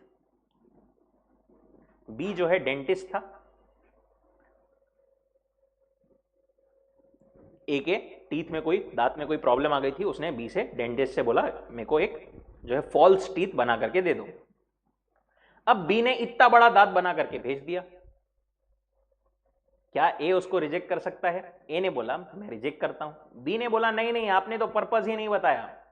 ए बोला अरे बावले, मैं दांत मांग रहा तो काय के लिए मांग रहा हूँ, ऑब्वियसली मुंह में लगाने के लिए, तो बरोबर देखो उसके हिसाब से देना पड़ेगा। यहां पर एक ही पर्पस हो सकता है, राइट। वहां पर स्पेसिफिकली पर्पस कम्युनिकेट करने की जरूरत नहीं है, नहीं किया तो भी आप रिजेक्ट कर सकते हो if it is not fit for use. दूसरे वाले एग्जाम्पल 12 एक बार पढ़ना, उसमें बस उसने मेरिट स्विंग मशीन, मेरिट मतलब ये उसने ब्रांड पर भरोसा किया है, सेलर पर भरोसा नहीं किया है, ठीक है। तो जनरल रूल क्या बोलता है कि नॉर्मली तो बायर रिस्पॉन्सिबल रहेगा, उसने देखना पड़ेगा उसके पर्पस के लिए परफेक्ट है या नहीं गुड्स, ठीक है। बट अगर वो सेलर को सब कुछ, वो तीन कंडीशन फुलफिल होता है, तो सेलर रिस्पॉन्सिबल रहेगा। बाय डिफॉल्ट बायर खुद रिस्पॉन्सिबल रहेगा, गुड्स प्रॉपर है या नहीं देखने की रिस्पॉन्सिबिलिटी बायर की है। इसी को अपन बोलते हैं rule of caveat emptor, let the buyer beware, जो अपन आगे और डिटेल में देखेंगे। Then condition as to merchantability. Merchantability मतलब क्या? बेसिकली आप कोई भी चीज खरीद रहे हो तो वो यूजेबल वर्किंग कंडीशन में होना चाहिए, ये एक बेसिक कंडीशन होती है। बट यहां पर भी दो चीजें होना जरूरी है कि goods are bought by description and seller is a normally dealer in those goods of that description, right? Where bought by description from a seller who deals in goods of those description, implied condition that goods shall be of merchantable quality। चालू condition में, working condition में, usable condition में वो goods ने होना चाहिए। अगर buyer ने गुड्स को एग्जामाइन किया है तो सेलर यहां पर कौन से डिफेक्ट्स के लिए लायबल नहीं रहेगा? जो डिफेक्ट्स नॉर्मल एग्जामिनेशन से ध्यान में आ जाते हैं। नॉर्मल एग्जामिनेशन से जो डिफॉल्ट या फिर जो डिफेक्ट्स ध्यान में आ जाते हैं वो डिफेक्ट्स देखने की रिस्पॉन्सिबिलिटी बायर की रहती है। अदरवाइज जो लेटेंट डिफेक्ट्स है उसके लिए सेलर लायबल रहेगा। मर्केंटेबल क्वालिटी अगेन डिफाइंड नहीं है कहीं पर भी, बट नॉर्मल ऐसी क्वालिटी की चालू कंडीशन में वो होना चाहिए कि नॉर्मल प्रूडेंट आदमी would accept this.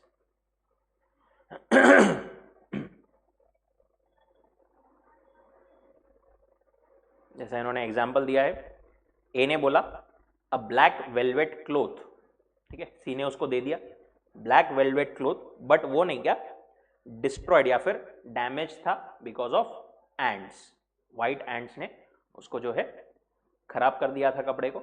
It was not merchantable good. Lastly condition as to wholesomeness. Condition as to wholesomeness क्या बोलता है? ये होता है सिर्फ ईटेबल्स एडिबल चीजें प्रोविजंस इसके केस में, कि इंप्लाइड कंडीशन है अगर आप कोई खाने की चीज या फिर ऐसे एडिबल या फिर प्रोविजंस चीज को बेच रहे हो तो वो होलसम होनी चाहिए। होलसम मतलब safe, healthy and suitable to consume. जैसे ए ने एफ को मिल्क बेचा, बट मिल्क में टाइफॉइड के जर्म्स थे, वो गुड्स को होलसम अपन नहीं बोल सकते।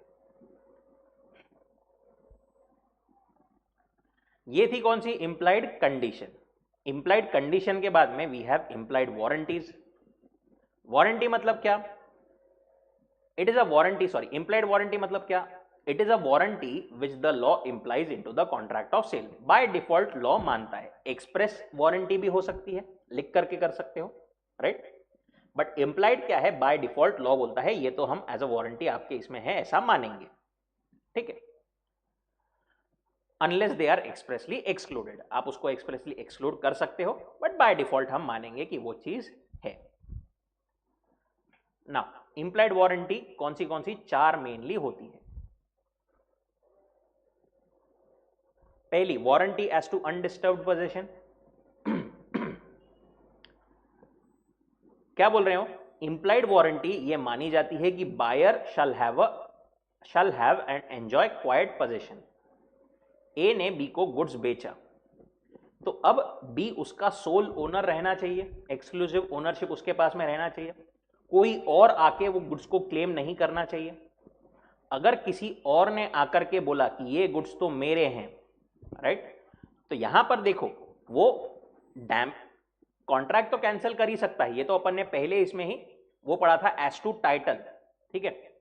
साथ में वारंटी भी क्या बोलती है कि वो यहां पर डैमेजेस क्लेम कर सकता है। If the buyer having got the position is later on disturbed, he is entitled to sue the seller for breach of warranty also. जैसे एक्स ने बाय किया लैपटॉप फ्रॉम वाई, एक्स ने उस पर कुछ खर्चा लगाया उसको रिपेयर करने को, सेकेंड हैंड लैपटॉप खरीदा वाई से, एक्स ने उस पर कुछ खर्चा वगैरह लगाया सुधरवाने को, बाद में पता चला कि वो लैपटॉप जो है ना वो स्टोलन था, वाई कहीं से और से लेकर के आया था, तो एक्स से वो लैपटॉप ले लिया गया और ओरिजिनल ओनर को दे दिया गया। यहां पर Y shall be held responsible for damages that X को, जो एक्स जो है वो एंटाइटल्ड रहेगा damages to claim from Y.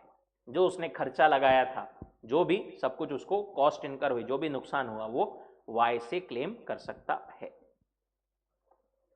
Not only price but also the cost of repairs and damages, everything. Warranty as to non existence of encumbrance. Seller buyer को जो goods बेच रहा है, it should be free from encumbrance, किसी और का उस पर कोई चार्ज नहीं रहना चाहिए। मिस्टर एस सेलर ने क्या किया, अपनी कार वो गिरवी रख दिया ए के पास में, ए से 15,000 रुपए ले लिया, गिरवी रख दिया, तो कार ए को देना चाहिए उसने।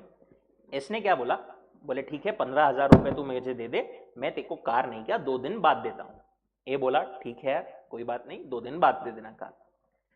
अब वो 2 दिन के अंदर सेलर ने दूसरे एक बायर को ये कार बेच दी, राइट, 5 लाख में। अब यहां पर जो है बी की ये वारंटी ब्रीच हो गई, warranty as to non existence of encumbrance, क्योंकि यहां पर ए का एनकम्बरेंस है इस कार पर। यहां पर बी क्या कर सकता है, बी सेलर को बोल सकता है कि भाई देख, इस पर जो चार्ज है उसके पैसे जो है तू हाथों हाथ 15,000 वापस से ए को दे दे। या फिर क्या कर सकता है, 15,000 वो खुद दे सकता है ए को और वो सारे डैमेजेस क्लेम कर सकता है फ्रॉम द सेलर।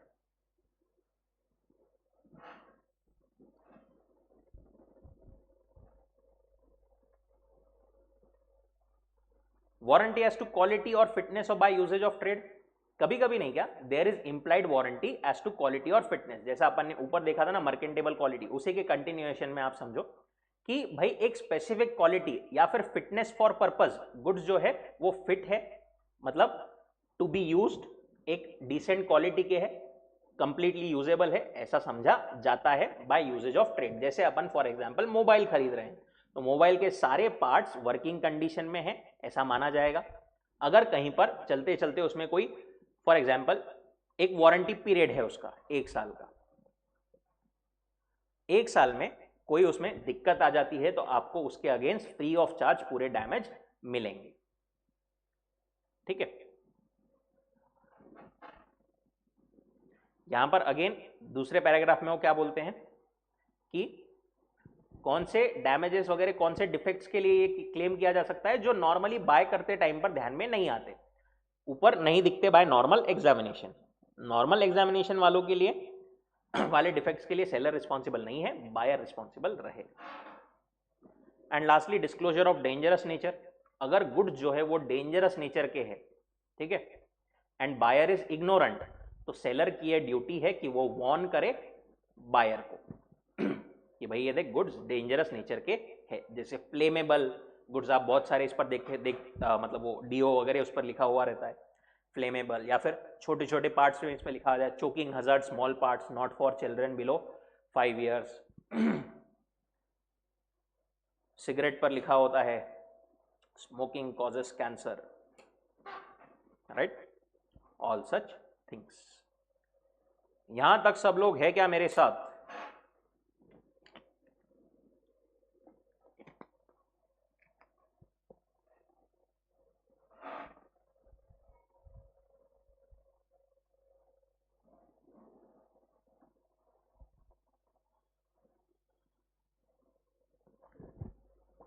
परफेक्ट।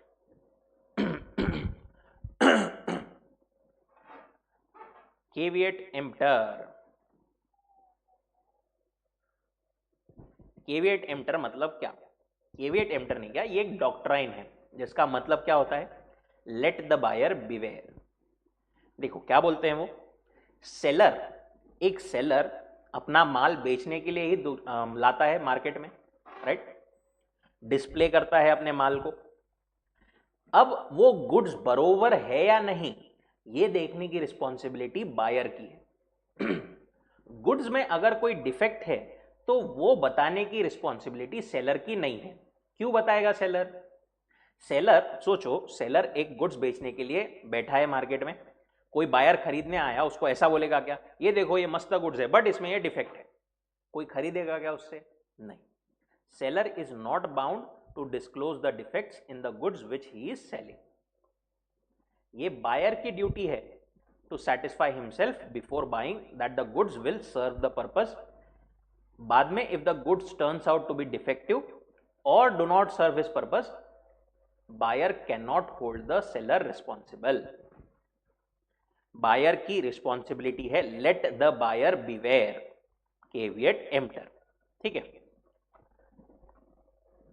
अब rule of caveat emptor is laid down in section 16 which states subject to provisions of this act there is no implied warranty or condition as to quality or fitness for any particular purpose of the goods supplied under a contract of sale। Goods बरोबर है या नहीं, मेरे purpose के लिए अच्छे हैं या नहीं, इसके लिए सेलर रिस्पॉन्सिबल नहीं रहेगा। बट ये डॉक्ट्राइन के कुछ एक्सेप्शंस हैं जहां पर सेलर रिस्पॉन्सिबल रहेगा, राइट।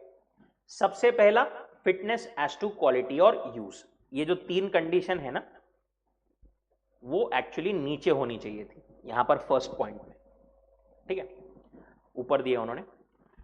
पहला एक्सेप्शन क्या बोलते हैं, जहां पर बायर ने 3 कंडीशन, कौन सी थी, बायर ने सेलर को पर्पस बताया है, सेलर के स्किल पर भरोसा किया है, और तीसरा सेलर नॉर्मली उन गुड्स में डीलर है। वही वो 3 कंडीशन यहां पर वापस लिखी है। उस केस में फिर सेलर रिस्पॉन्सिबल रहेगा, केविएट एम्प्टर वहां पर अप्लाई नहीं होगा। In that case it is the duty of seller to supply such goods reasonably fit for the purpose. इसी के रिलेवेंट केस लॉ था एक, प्रीस्ट वर्सेस लास्ट। इसमें क्या हुआ था, पी ने एक हॉट वाटर बॉटल खरीदा एक केमिस्ट से। केमिस्ट नॉर्मली डीलर था उस गुड्स में, उसने बोला केमिस्ट को कि मेरे को हॉट वाटर बॉटल चाहिए गर्म पानी के लिए, राइट, बॉइलिंग वाटर रहने उसमें रहना चाहिए। केमिस्ट ने अपने हिसाब से उसको बॉटल दी, बोले हाँ ये बॉटल में रहेगा गर्म पानी। अब पी लेकर के गया घर पर, बरोबर, वो बॉटल फूट गई गर्म पानी डालते से। पी को लगती थी तो ठीक है, बट पी की वाइफ को लग गई गर्म पानी का चटका, राइट। अब यहां पर पी ने केमिस्ट पर केस कर दिया, right. It was held that chemist was liable to pay damages.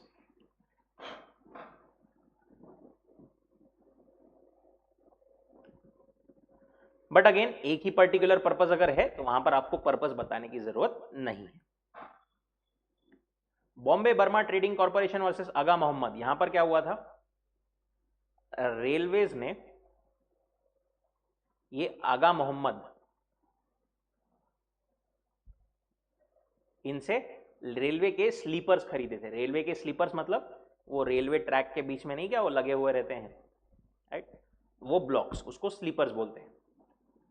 आगा मोहम्मद को उन्होंने बताया था कि भाई हमको ये रेलवे के ब्लॉक्स मतलब वो रेलवे के बीच में लगाने के लिए उसके लिए चाहिए। अब उसकी भी एक स्पेसिफिक क्वालिटी होती है, वो आगा मोहम्मद ने उसके हिसाब से नहीं दी थी। वहां पर railway was bound to reject, मतलब entitled to reject the goods. दूसरा एक्सेप्शन, ये सेकंड पॉइंट जो है ना वो एक्चुअली एक्सेप्शन नहीं है, यहां पर तो केविएट एम्प्टर ही लगेगा, बट उन्होंने एक्सेप्शन में दिया है, अपने दिया है, पूछा अगर तो ये लिखना पड़ेगा। क्या बोल रहे हो, गुड्स परचेज अंडर पेटेंट और ब्रांड नेम। ये काइंड ऑफ जो पहले वाला पॉइंट है ना उसका एक्सेप्शन है, दैट इज यहां पर केविएट एम्प्टर लग जाएगा। क्या बोलते हैं वो, अगर आपने बायर ने सेलर पर नहीं भरोसा किया, कोई ब्रांड नेम से गुड अगर खरीदा है तो वहां पर फिर सेलर रिस्पॉन्सिबल रहेगा क्या, नहीं। There is no implied condition that goods fit for any particular purpose, buyer is relying on brand name.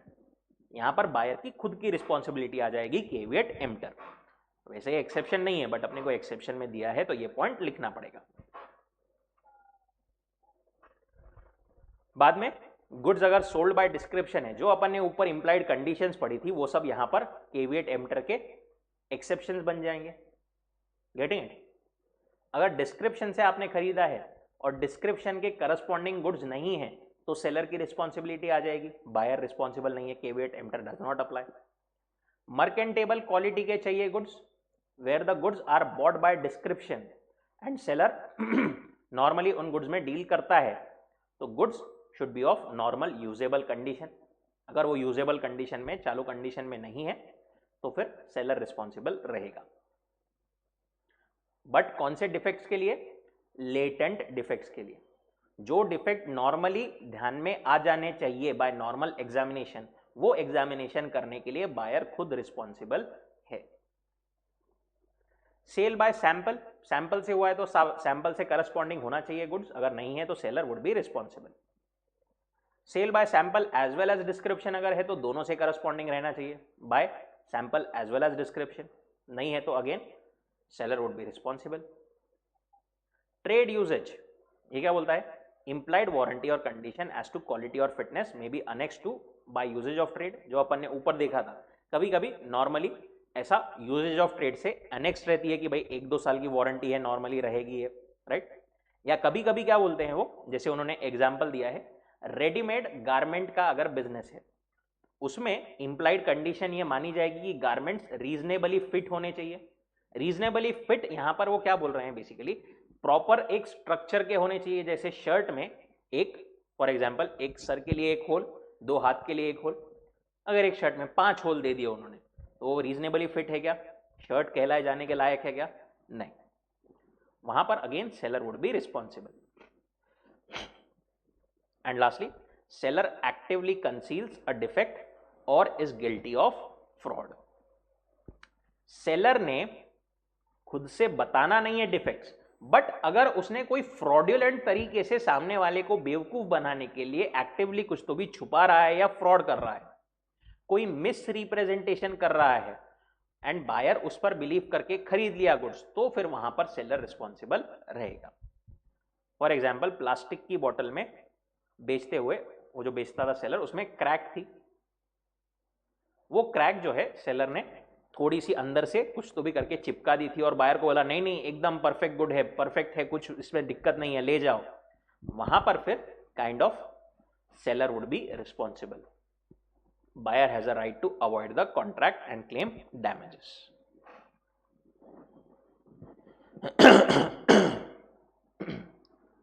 यहां तक सब लोग है क्या मेरे साथ?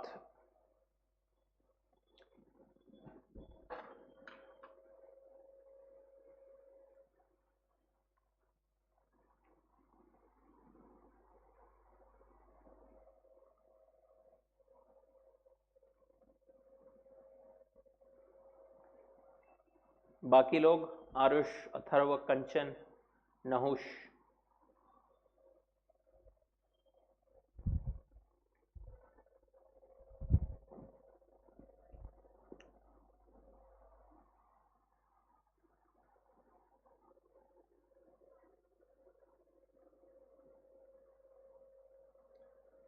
ओके, चलिए, here we complete unit number 2 also.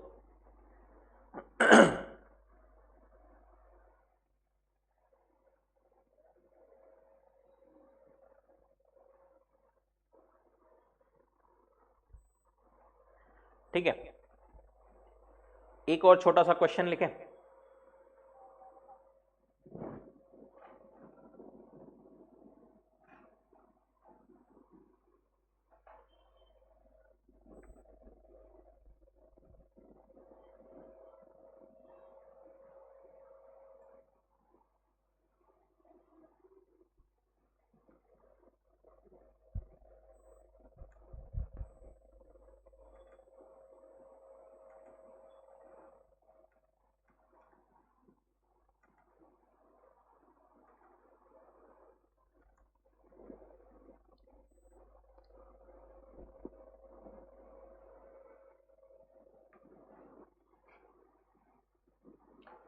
हम्म,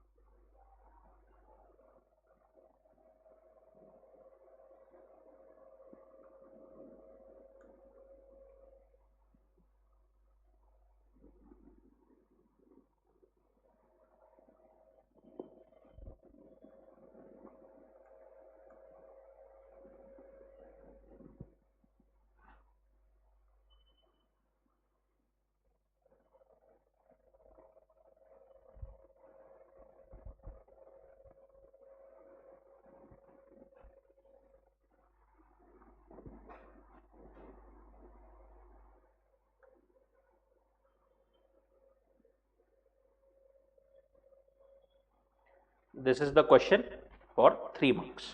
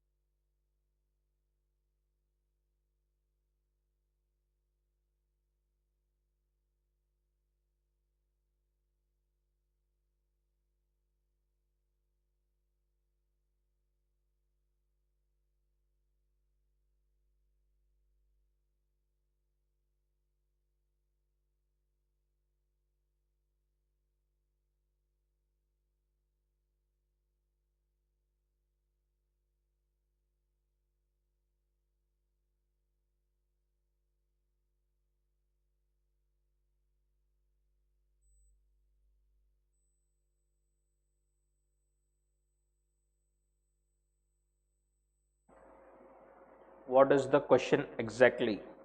देखिए आपको क्या इंटरप्रिटेशन लग रहा है, जो आपको लगता है, फिर अपन डिस्कस करते हैं। पूरा नहीं आया है क्या क्वेश्चन ये?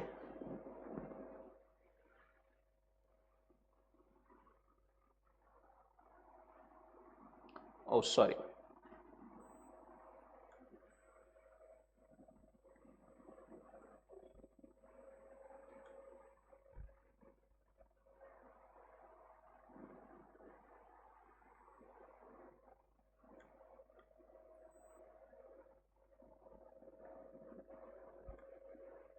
दो पार्ट्स में वो डिवाइड हो गया एक्चुअली। अब ठीक है।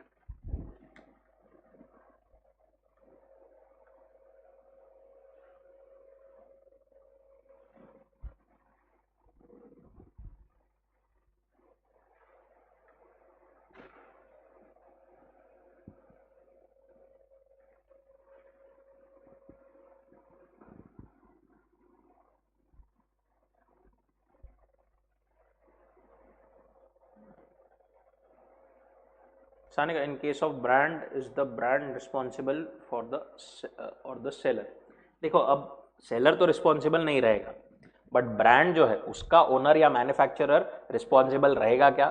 It depends on case to case. मतलब अब उसने अब अगर वो गुड्स का पर्पस जो है, जैसे अपन ने फेविक्विक का एग्जाम्पल लिया था, अब उसने ब्रांड पर भरोसा किया बट पर्पस बताया था कि वहां पर ब्रांड को कम्युनिकेट हुआ हो पाया था क्या? पर्पस नहीं हो पाया था, तो फिर ब्रांड को भी कैसे रिस्पॉन्सिबल ठहराएगा?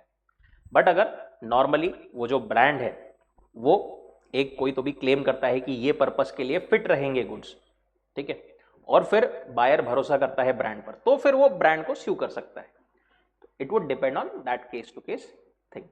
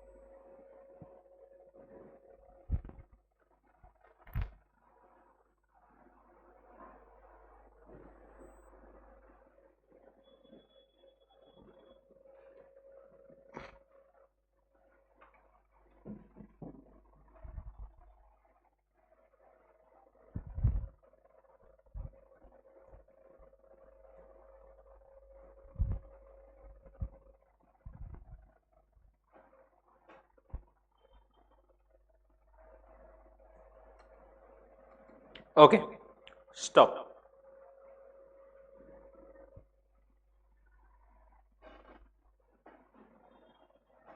हुआ क्या? आधा मिनट थोड़ा कम दिया वैसे मैंने, पर पहले का टाइम थोड़ा कंसिडर करके। हुआ क्या?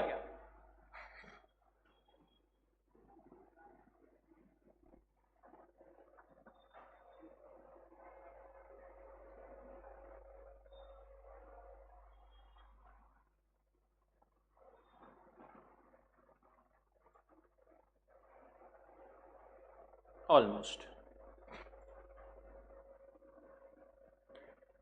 क्वेश्चन समझा क्या? अच्छा पहले एक वर्ड में आंसर दो, will she be successful?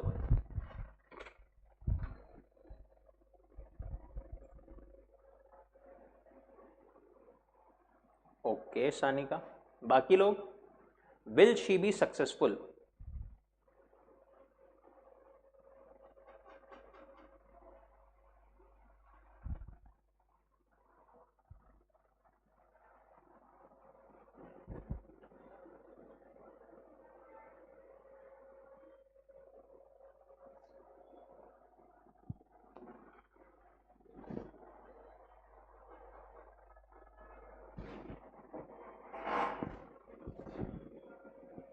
yes, no, not applicable.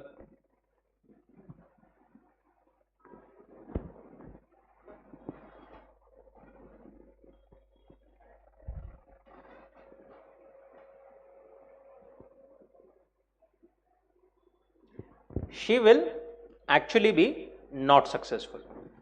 क्यों?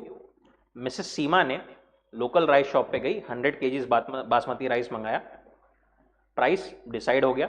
मिसेस सीमा ने बोला कि मुझे सैंपल दिखाओ of what would be provided by the shopkeeper. Sample भी दिखा गया।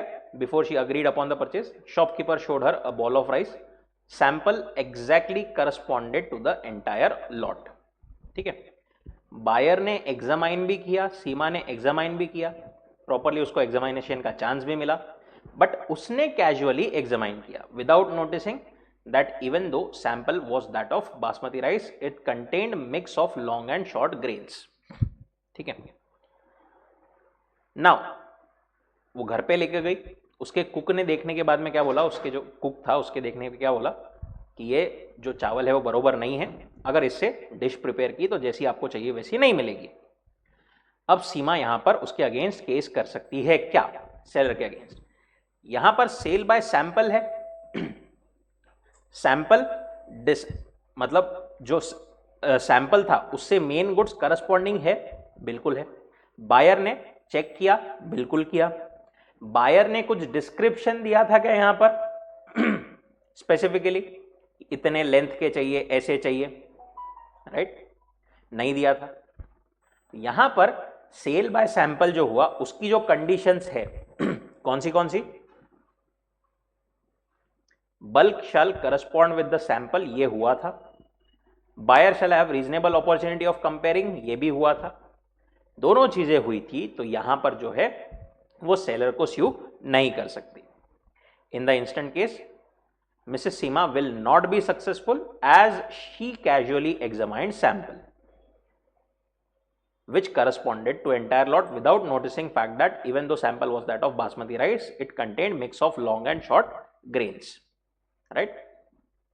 अब उन्होंने यहां पर जो दूसरा पार्ट दिया है वो आपने घर पर एक बार देखना है, इसी क्वेश्चन का जो लास्ट पार्ट है कि what would be your answer if Mrs. Seema specified her exact requirements as to length।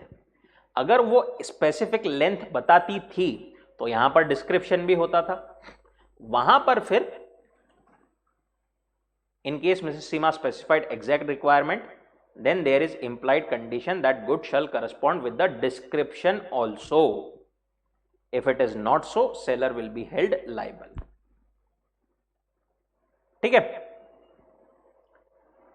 Unit number 1 और यूनिट नंबर 2 इसके जो yes Aarush, unit number 1 and unit number 2 basically दोनों के आपको पूरे ही क्वेश्चन करने हैं, बट चलो आपकी चॉइस, यूनिट नंबर 1 के एटलीस्ट 3 और यूनिट नंबर 2 के एटलीस्ट 3, ये क्वेश्चंस तो आपने करने ही है मिनिमम एज अ होमवर्क। ठीक है, चलिए मिलते हैं कल। Thank you so much.